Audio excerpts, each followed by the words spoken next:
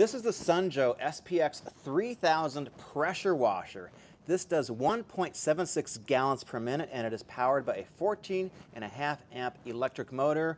I got this with my own money. This is not a sponsored video and I just put it together. Let me show you how it works. So this is the main unit. You've got two different bottles here for detergent that you can put in. So you got two different choices here. Here's the actual unit itself. It's got a big on-off switch, and this is where the hose connects. So you've got a wand with this pressure washer, and with this wand, you get 4 different nozzles you can put on the end of the wand with different spray patterns from 0 degree, which is going to be a straight stream, all the way to like a 40-degree wide pattern. I'll show you those. And then you've got a soap nozzle, which has got a much wider opening there, so you can spray soap all over the place. This, of course, is electrical powered, so you just plug this into your standard 120 volt outlet in your house. It has wheels on it, so you can wheel this thing around. What's nice is that it has a little area, a little whatever thing here, a receiver, so you can put the wand in here and kind of store it.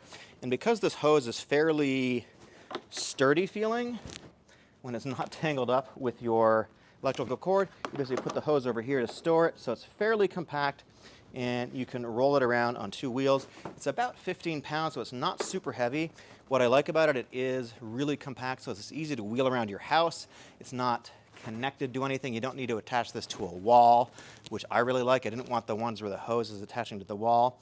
And this is pretty powerful too, so if you're going to use a pressure washer like this, for example, most of these pressure washers say that you need to have at least like 1.2 gallons per minute. So the fact that this is 1.76 is going to meet the need for that. And this is pretty powerful.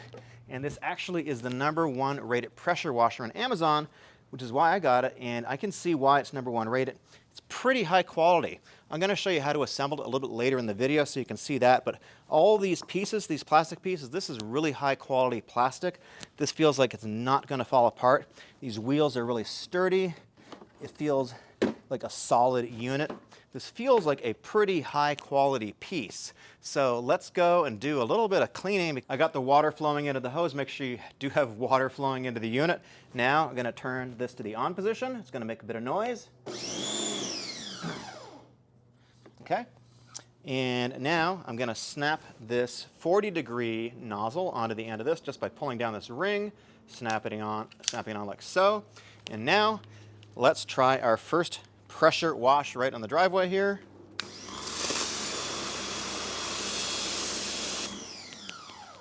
So that's the 40-degree nozzle. I'll show you the other nozzles and then we're going to clean some bird poop off of my lovely hot tub. This is the 25-degree nozzle.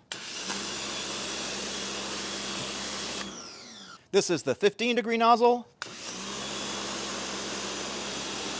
This is the 0-degree nozzle, so this should be basically just a straight jet.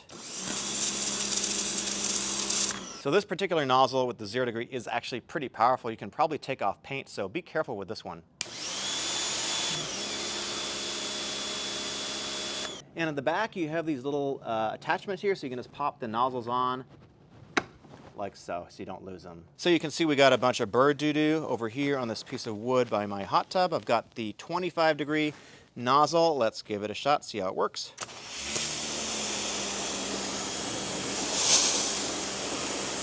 So that was a little slow, so I'm going to use the 15-degree nozzle because the narrower the nozzle, the more pressure you're going to have. But this is paint, so I don't want to cut into the paint with the 0. I'm afraid it might do that. Let's try the 15, a little faster.